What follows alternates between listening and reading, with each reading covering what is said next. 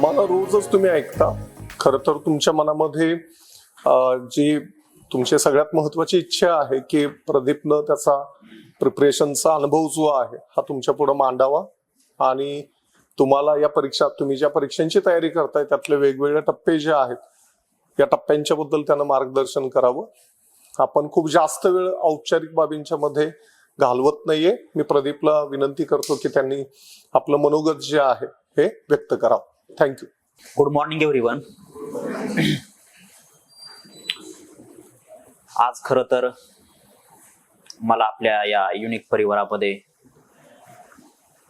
Sharad sir आणि घोरपडे सरांनी बोलवलं आणि त्यांनी रिक्वेस्ट केली की जे काही आमचे ऍस्पिरंट आहेत त्यांच्याशी थोडा वेळ तुम्ही एक तुमचा जीवन प्रवास आणि जे काही तुमच्या स्पर्धा परीक्षेतील झालेल्या चुका आहेत आणि मुलांना योग्य डायरेक्शन मिळावी याविषयी थोडं मार्गदर्शन करावं. आणि मला मार्गदर्शन करण्याची संधी दिली आणि माझा छोटासा सन्मान केला त्याबद्दल सुरुवातीलाच मी या युनिक परिवाराचं खूप खूप आभार मानतो. मी एक तुम्हाला 15 ते 20 मिनिटच बोलतो आणि महत्वाच्या 3 टप्प्यामध्ये बोलतो. माझा सुरुवातीचा जो काही स्पर्धा परीक्षेचा प्रवास आहे पहिला टप्पा या गोष्टीमध्ये बोलतो. दुसरा टप्पा तुम्ही काय केलं पाहिजे किंवा मी काही पाठीमागच्या गोष्टी चुकलो आणि सध्या स्पर्धा परीक्षेचा ट्रेंड काय आहे याविषयी थोडक्यात बोलेल. आणि तिसऱ्या टप्प्यामध्ये जे काही आपलं प्रश्न असतील त्या प्रश्नांची मी थोडक्यात तुमची उत्तर देईल. करूया सुरुवात. मी एक सर्वसामान्य कुटुंबातून आलेलो आहे. सरांनी सांगितलंच. मला वाटतंय माझ्यासारखी आपली आणि जे कोण ऑनलाईन बघत आहे कोणाचीच अशी परिस्थिती नसेल. एक असामान्य कुटुंब, घरात 18 विश्व दारिद्र्य, कुटुंबातील शाळेत जाणारा किंवा शाळेची पहिली पायरी चढणारा कोण असेल तर मी होतो. सर्व अशा बाबीमधून आलेलो. परंतु जरी आई वडील निरक्षर असेल तरी वडिलांनी 7वी 8वी मध्ये असताना सांगितलं की फौजदार बनायचंय आपल्याला. मग तेव्हा स्वप्न बाळगलं की आपल्याला PSI व्हायचंय. 11-12वी सायन्सनं केली. अकॅडमिक स्ट्रॉंग होतं माझं. परंतु सायन्सनं करून सुद्धा ठरवलं की आता आपल्याला मेडिकल इंजिनिअरिंग करायचं नाही, आपल्याला प्लेन BA करायचंय. BA ला ऍडमिशन घेतलं आणि पुण्यामध्ये आलो. पुण्यामध्ये येईपर्यंत मला PSI पेक्षाही दुसरं कुठलंच पद मला माहित नव्हतं का किंवा PSI हे सगळ्यात मोठं पद आहे हे माहित होतं. परंतु या क्लायमेटमध्ये किंवा येथील स्पर्धा परीक्षेमध्ये आल्यानंतर समजलं की MPSC मार्फत भरलं जाणारं पोलीस डिपार्टमेंट मधील सर्वोच्च पद DYSP आहे. मग तेव्हा ठरवलं की काही झालं तरी आता आपल्याला DYSP व्हायचंय. डायरेक्शन काहीच नाही, कोणाचं मार्गदर्शन नाही. DYSP काय असतं, सिलेबस काय असतो, अभ्यास कसा करायचा किंवा इतर काही गोष्टी, पाठीमागील सपोर्ट कोणताच नाही, इकॉनॉमिकल सपोर्ट नाही. पुण्यामध्ये ओळखीचं कोणच नव्हतं. परंतु मनामध्ये स्वप्न बाळगलं मी रक्ताचं पाणी करेल पण झालो तर DYSPच होईल. मग स्पर्धा परीक्षेचा प्रवास सुरू झाला. 2018ला ग्रॅज्युएशन झालं. ग्रॅज्युएशन झालं का फर्स्ट अटेम्प्ट मध्येच प्री पास झालो, मुख्य परीक्षा पास झालो, इंटरव्ह्यूलाही क्वालिफाय झालो. परंतु फायनल रिझल्ट आला, पोस्ट नाही भेटली. परत राज्यसेवा 2019चा माझा सेकंड अटेम्प्ट. पुन्हा पूर्व परीक्षा पास, मुख्य परीक्षा पास, इंटरव्ह्यूलाही क्वालिफाय झालो. तेव्हा वाटलेलं की पोस्ट मिळेल. फायनल रिझल्ट आला, पोस्ट नाही भेटली. परत राज्यसेवा 2020चा माझा तिसरा अटेम्प्ट. पुन्हा पूर्व परीक्षा पास, मुख्य परीक्षा पास, इंटरव्ह्यूला क्वालिफाय झालो. वाटत होतं नक्की चांगली पोस्ट मिळेल. परंतु नीतीच्या मनात तेव्हाही काहीतरी वेगळं होतं. फायनल रिझल्ट आला, पॉइंटनी माझी पोस्ट गेली. परत राज्यसेवेचा माझा 4था अटेम्प्ट 2021चा. पुन्हा पूर्व परीक्षा पास, मुख्य परीक्षा पास, इंटरव्ह्यूलाही क्वालिफाय झालो. स्कोर चांगला होता. वाटलं डीवायएसपी पोस्ट यावर्षी आता 100% आपल्याला मिळते. या प्रिपरेशन चांगलं झालेलं होतं. इंटरव्ह्यूची चांगली तयारी केली होती. परंतु बॅड लक असं इंटरव्ह्यूला मार्क्स कमी आले. तेव्हाही डीवायएसपी पद मिळालं नाही. पद मला मिळालं, मी जे काय आता सध्या कार्यरत आहे सहाय्यक निबंधक, परंतु माझे स्वप्न होतं डीवायएसपी, हे पद मला मिळालं नाही. परत 2022चा माझा 5वा अटेम्प्ट सुरू केला मी. पुन्हा पूर्व परीक्षा पास, मुख्य परीक्षा पास, इंटरव्ह्यूला क्वालिफाय झालो. तेव्हाही स्कोर चांगला होता. परंतु नीतीला काहीतरी वेगळंच होतं. नीतीला अजून संघर्ष करावा असं वाटत होतं. परत रिझल्ट आला, डीवायएसपी पद नाही मिळालं. दुसरं पद मला मिळत होतं, ते पद मी घेतलं नाही, ऑप्टिंग आउट केलं. मला फक्त आणि फक्त डीवायएसपीच पद पाहिजे होतं. परत 2023चा अटेम्प्ट सुरू केला, परंतु त्या जाहिरातीमध्ये डीवायएसपी पदच नाही. मग तो प्री पास झालो मी, परंतु ती मुख्य परीक्षा दिली नाही, कारण डीवायएसपी पद त्या जाहिरातीमध्ये नव्हतं. आणि ठरवलं की आता 2024ची जाहिरात येईल, त्यामध्ये आपण रक्ताचं पाणी करूया किंवा जे काही पाठीमागच्या चुका झालेल्या आहेत त्या 100% तयारीनिशी छोट्या छोट्या गोष्टीवर वर्कआउट करूया आणि हा अटेम्प्ट देऊया. अभ्यास सुरू केला. प्रत्येक गोष्टी छानशी चालू होती. राज्यसेवेची जाहिरात आली आणि त्या जाहिरातीमध्ये पुन्हा डीवायएसपी पदच नाही. परत वाटलं की आता हा ऑब्जेक्टिव्हचा लास्ट अटेम्प्ट आहे, आपलं स्वप्न धुळीस मिळतंय का काय. मनामध्ये अनेक विचारांचं काहूर माजलेलं. परंतु ज्यावेळेस तुमचं प्रयत्न 100% असतात, नीतीच्या मनात खरंच काहीतरी वेगळं असतं. आणि सगळ्यांचं नशीब माझं असं की त्या जाहिरातीमध्ये 2 महिन्यानंतर डीवायएसपी पद ऍड झालं. लायब्ररीमध्येच अभ्यास करत होतो मी.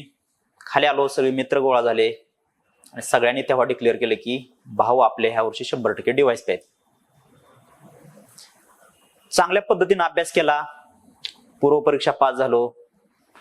मुख्य परीक्षा झाली. मुख्य परीक्षेला एक्स्ट्रा ऑर्डिनरी स्कोर आला. तेव्हा वाटलं की आता 100% महाराष्ट्रात आपण रँकर येतोय. इंटरव्ह्यूचं प्रिपरेशन सुरू केलं. इंटरव्ह्यूचं प्रिपरेशन सुरू केल्यानंतर प्रत्येकाला त्यावेळेस वाटायचं की आपल्याला हा पॅनल आला पाहिजे, हा पॅनल नको आला पाहिजे इंटरव्ह्यूला.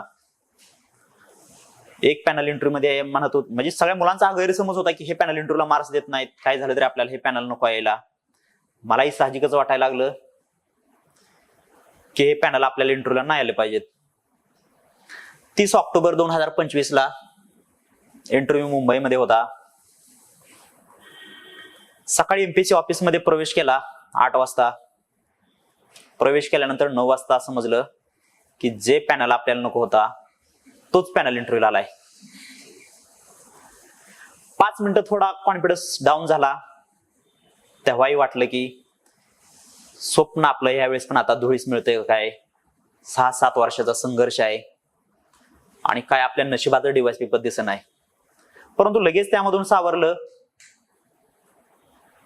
मनामध्ये आत्मविश्वास बाळगला. तयारी खूप चांगली होती. पाठीमागचा अनुभव खूप मोठा होता, कारण मला वाटते माझ्या एवढा अनुभवी तर त्यावेळेस इंटरव्ह्यूला कोणच नसेल. 2024च्या सलग 6 राज्यसेवेचा इंटरव्ह्यू देणारा. म्हणजे काय का होईना आपण इंटरव्ह्यू खूप छानस देऊया. तयारी चांगली आहे, आपला कॉन्फिडन्स आहे, एक्सपिरियन्स आहे पाठीमागचा. मग इंटरव्ह्यू 1-1:15 वाजता इंटरव्ह्यूला 1:15च्या आसपास जे की एमपीएससीच्या आत केबिन असतात त्यामध्ये एक पॅनलचे मुख्य चेअरमन असतात आणि इतर 2 सदस्य असतात. त्या पॅनल समोर मी आतमध्ये केबिन मध्ये एंट्री केली. सगळ्यांना अभिवादन केलं, छानशी स्माइल दिली. सर म्हटले स्माइल छान आहे, डीवायएसपी का? सरांना म्हटलं येस. सर डीवायएसपी म्हटले का? त्यावेळेस म्हणलं आता आपण 100% लढाई जिंकलोया. जवळजवळ 30 ते 32 मिनिटं इंटरव्ह्यू झाला. इंटरव्ह्यू खूप वेगवेगळ्या मुद्द्याभोवती चालू होता. मराठीमध्ये झाला, हिंदीमध्ये झाला, इंग्लिशमध्ये सुद्धा झाला. प्रत्येक क्वेश्चनला मी कॉन्फिडन्सनी सॅटिस्फाय होतील अशा पद्धतीने आन्सर देत होतो. इंटरनॅशनल रिलेशन या मुद्द्याभोवती जास्तीत जास्त इंटरव्ह्यू झाला. त्यावेळेस रशिया युक्रेनचा मुद्दा चालू होता. बांगलादेशमध्ये यादवी पसरलेला तो होता. नेपाळमध्ये जनरेशन झेडचं आंदोलन चालू होतं. तसेच पाकिस्तानचा इन्स्टेबल राजकारण, कारण माझा पॉल सायन्स हा विषय होता, त्यामुळे ह्या सगळ्या मुद्द्याभोवती इंटरव्ह्यू गेला. अनेक वेगवेगळ्या परत कोऑपरेटिव्ह मी सध्या अगोदर कार्यरत असल्यामुळे कोऑपरेटिव्ह मुवमेंट वरती गेला, करंट इश्यू होते त्यावरती गेला आणि शेवटच्या 2 मिनिटांमध्ये सरांनी विचारलं एक चांगला सक्सेसफुल ऑफिसर बनण्यासाठी त्याच्याकडे कोणत्या क्वालिटी असाव्यात. मी म्हटलं good communication skill, knowledge, efficiency, effectiveness, politeness आणि सेन्सिटिव्हिटी पाहिजे. सर म्हटलं ठीक आहे, या क्वालिटी तर असाव्यात, परंतु एक पोलीस तुमचा आता म्हणले प्रेफरन्स डिवाइस ते आहे, पोलीस डिपार्टमेंटसाठी सगळ्यात बेस्ट कोणती क्वालिटी असावी. तेवढ्याच तत्परतेने मी सरांना म्हटलं की डिसिप्लिन पाहिजे. सरांनी अक्षरशः टेबलवर हात खाली मारले आणि शेजारच्या सगळ्या पॅनलला म्हणले डिसिप्लिन ही फक्त डिपार्टमेंटसाठीच नाही तर आपल्या आयुष्यामध्ये सगळ्यात बेस्ट कोणती क्वालिटी असावी ते म्हणजे डिसिप्लिन. तुम्हाला एवढं मी पाठीमागचं एवढं सगळ्यांसाठी हे सांगितलं की कुठली क्वालिटी बेस्ट असावी सगळ्या आपल्या प्रवासामध्ये सुद्धा, तर डिसिप्लिन. माझा इंटरव्ह्यू झाला, बाहेर आलो, पुण्यातून मुंबईमधून 3-3:30 वाजता निघालो, पुण्यामध्ये 6:30-7 वाजता पुण्यामध्ये आलो. तोपर्यंत कारण प्रवास मोठा असल्यामुळे पुण्यामध्ये अनेक फ्रेंड सर्कल जोडला होता. सगळ्यांनी सेलिब्रेशन, कारण रिझल्ट त्याच दिवशी लागणार होता, इंटरव्ह्यू माझा शेवटच्या दिवशी होता, संध्याकाळीच रिझल्ट लागणार होता. अनेकांनी रिझल्टच्या सेलिब्रेशनची तयारी सुरू केली होती, परंतु मनामध्ये कंटिन्यू धाकधूक होती की जो पॅनल आपल्याला नको होता तोच पॅनल आलाय, इंटरव्ह्यूला मार्क्स कमी आली तर स्वप्न धुळीच मिळतंय का नाही. रूम मध्ये प्रवेश केला, सगळ्या मित्रांना बाहेर काढलं, म्हणलं की मला एकांताच एकट्याला बसू द्या. रूमला आतून लॉक केली आणि कंटिन्यू विचारात बसलो काय होतंय काय नाही, आणि एमपीएससीची वेबसाईट चेक करायला सुरुवात केली. 7 वाजल्यापासून आत्ता रिझल्ट येईल, मग रिझल्ट येईल, कारण मनामध्ये अनेक विचार काय थांबतच नव्हतं. 7:30 वाजलं तरी काय रिझल्ट येईना. अशातच सतत मी कंटिन्यू एमपीएससी वेबसाईट चेक करत होतो आणि 7:58 एमपीएससीच्या राज्यसेवा मुख्यची फायनल रिझल्टची पीडीएफ आली. पीडीएफ डाउनलोड करताना हात थरथर कापत होतं, मनामधील विचार काय थांबतच नव्हतं, हृदयाचं ठोकं धडकन वाढत होतं. पीडीएफ डाउनलोड केली आणि डाउनलोड केल्या फर्स्ट पेजला नाव दिसलं प्रदीप दुर्योधन घोरड, महाराष्ट्रातून एनटीसी मध्ये फर्स्ट रँक. जे स्वप्न बघितलं होतं, ज्यासाठी एवढा संघर्ष केला होता, ते स्वप्न सत्यात उतरलं होतं. थोडा वेळ विश्वास पण बसत नव्हता, पण त्या गोंधळलेल्या मनस्थितीमध्ये आई वडिलांना व्हिडिओ कॉल केला. त्यांना डीवायएसपी, त्यांना काय माहितच नव्हतं डीवायएसपी पद काय असतं किंवा काय हे असतं. त्यांना एकच सांगितलं मी की जे पद मला पाहिजे होतं ते पद भेटलंय. असं म्हणताच आई वडील अक्षरशः मोठमोठ्याने तिकडून रडायला लागली. त्यांचं आनंद अश्रू काय थांबतच नव्हतं, माझंही रडणं काय थांबत नव्हतं. 15 ते 20 मिनिटं सर्वजण अक्षरशः आम्ही मोठमोठ्यानं रडत होतो, कारण यासाठी खूप मोठा संघर्ष केला होता, अनेक अपयश बघितले होते आणि जे पाहिजे होते ते पोस्ट मिळाले होते. त्यामुळे साहजिकच आहे त्यांच्या डोळ्यामध्ये आनंद अश्रू येणं आणि माझंही आनंद अश्रू येणं थांबत नव्हतं. परंतु या सगळ्यामधून सावरलं, खूप मोठं सेलिब्रेशन झालं. महाराष्ट्रातून अनेकांचं कॉल मेसेज आलं, अनेक लोक मला भेटायला सुद्धा आले. माझ्या अनेक इंस्टाग्रामवरती तुम्ही बघितलं असेल किंवा बघाल, पण महाराष्ट्रातून बऱ्यापैकी अनेक लोक घरी भेटायला आली. गावामध्ये खूप मोठमोठ्या मिरवणुका निघाल्या. मी काही ही हुल्लडबाजी म्हणत नाही, परंतु एक जे काय आपण संघर्ष केला होता किंवा आपण ज्या परिस्थितीमधून आलेलो होतो, ह्या सगळ्यांचं त्या यशामध्ये रूपांतर झालेलं होतं. त्यामुळे सगळ्यांसाठीची नक्कीच अभिमानाची गोष्ट होती, कारण हा प्रवास सोपा नव्हता. या प्रवासामध्ये अनंत अडचणी होत्या, छोट्या छोट्या गोष्टी चुकत होत्या, परिस्थिती बिकट होती, परंतु मनामध्ये जिद्द, चिकाटी आणि मेहनतीच्या जोरावर एक सर्वसाधारण कुटुंबातील, गरीब फॅमिलीतील, अशिक्षित कुटुंबातील एक विद्यार्थी आज जे की एमपीएससी मार्फत सर्वोच्च पद आहे ते महाराष्ट्रातून एनटीसी मधून पहिल्या क्रमांकाने मिळवतो, हे नक्कीच सगळ्यांसाठी आनंदाची बाब होती. त्यामुळे सेलिब्रेशन खूप चांगलं झालं आणि आज जवळजवळ मी 80 पेक्षा जास्त कॉलेजवरती झालं. माझं कंटिन्यू प्रोग्राम चालू आहेत, कारण माझ्या जे काही चुका झाल्या किंवा जी सर्वसामान्य कुटुंबातील, खेड्यातून, ग्रामीण भागातून मुलं येत आहेत, त्यांच्या भविष्यातील या प्रवासामध्ये चुका होऊ नये यासाठी सगळ्यापर्यंत मी पोहोचतोय. आता हा झाला माझा प्रवास. आता थोडक्यात तुम्हाला मी स्पर्धा परीक्षेतील माहिती सांगतो. एक सुरुवातीला वास्तविकता तुम्हाला जाणून देतो. प्रत्येकाला वाटतं एवढं स्पर्धा परीक्षा क्षेत्र सोपंही नाही आणि अवघड पण नाही. कारण ही लाखोंची स्पर्धा परीक्षा आहे. 3 ते 4 लाख दरवर्षी फॉर्म येतात. गव्हर्नमेंटची पॉलिसी बघितली बोटावर मोजण्या एवढ्या जागा आहेत त्या. आणि या सगळ्या जागेमधून जर आपल्याला सिलेक्ट व्हायचं असेल, या स्पर्धेत टिकायचं असेल, तर अनेक गोष्टींचा तुम्हाला सॅक्रिफाईस करावा लागेल. त्यामध्ये सगळ्यात महत्वाची किंवा मला जाणवलेली ही गोष्ट आहे की अनेक मुलं स्पर्धा परीक्षेकडे येताना टाइमपास किंवा सहज मी इझिली होईल असं बघतात. हे शक्य नाही. मुलं रात्र ना दिवस, मागाशी वारंवार मी म्हणतोय, रक्ताचं पाणी करून अभ्यास करत आहेत. अनेक वेगवेगळ्या मेथड वापरतात. छोट्या छोट्या गोष्टीवरती वर्कआउट करतात. आणि त्या स्पर्धेत तुम्हाला टिकायचं असेल तर तुमचं प्रॉपर स्वतःचं शेड्यूल पाहिजे, प्लॅनिंग पाहिजे आणि तुमच्यामध्ये डिसिप्लिन पाहिजे. कारण तुमचं नशीब आहे उलट. कारण तुम्हाला युनिक सारखं, शरद पाटील सरांसारखी एवढी सगळी टीम मिळते गायडन्सला. मला ह्या गोष्टी काहीच नव्हत्या अवेलेबल. आणि अजून महत्वाचं सांगायचं राहिलं की माझा 2018चा पहिला इंटरव्ह्यू होता. पुण्यामध्ये ओळखीच कोणच नाही, कोणी फ्रेंड सर्कल नव्हता. शरद सरांचा कॉन्टॅक्ट मिळाला. मी शरद सरांना एवढं मी छोट्या छोट्या गोष्टी विचारायचो. कधी कधी मलाही लाज वाटायची शरद सर काय बोलतील, कारण काय ना काय मला काहीच माहित नव्हतं. इंटरव्ह्यू कसा असतो मी छोट्या छोट्या गोष्टी सरांना म्हणायचो, असा क्वेश्चन विचारला तर कशा पद्धतीने आन्सर दिलं पाहिजे. परंतु तेव्हा शरद सरांनी मला खूप चांगल्या पद्धतीने इंटरव्ह्यूला मार्गदर्शन केलं. त्याबद्दल नक्कीच सर मी तुमचं या ठिकाणी आभार व्यक्त करतो. आणि स्पर्धा परीक्षेत जर तुम्हाला टिकायचं असेल तर एक पूर्व परीक्षा, मुख्य परीक्षा आणि इंटरव्ह्यू हे 3 मुख्य महत्वाचं टप्पा आहेत. मी जवळजवळ त्या दिवशी मी सहज बसलो सर कॅल्क्युलेशन केलं. मी कंबाईन आणि राज्यसेवा ह्या सगळ्या 32 एक्झाम आतापर्यंत प्रिलिम दिल्या. 32च्या 32 प्रिलिम मी पास आहे. एक पण प्री फेल नाही. कारण ह्या मागं पास होण्यामागं एकच रहस्य आहे की माझ्यामध्ये असणारं डिसिप्लिन, माझा असणारं प्रॉपर प्लॅनिंग आणि छोट्या छोट्या गोष्टीभोवती वर्कआउट. आणि अजून तुम्हाला सांगतो की तुमचं वय आताच आहे.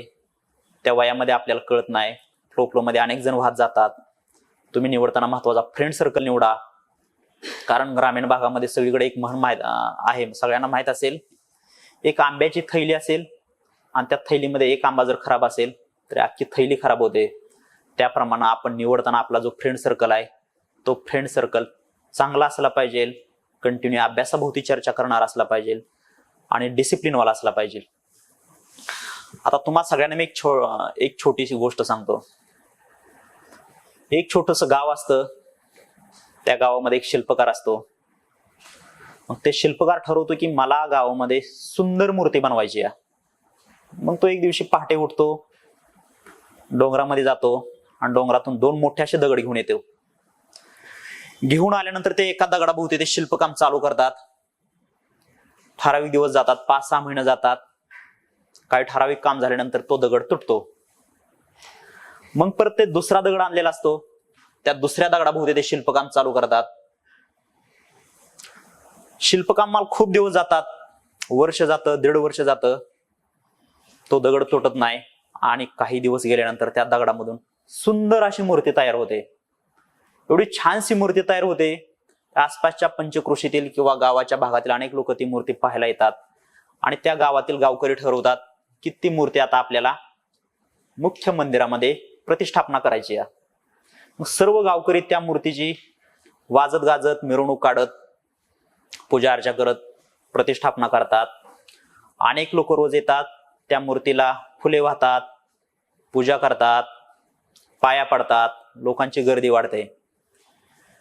एक दिवशी मात्र त्या मूर्तीबरोबर जो तुटलेला दगड होता तो दगड त्या मुख्य मंदिराच्या बाहेर जी पायरी असते त्या पायरीवर ठेवतात.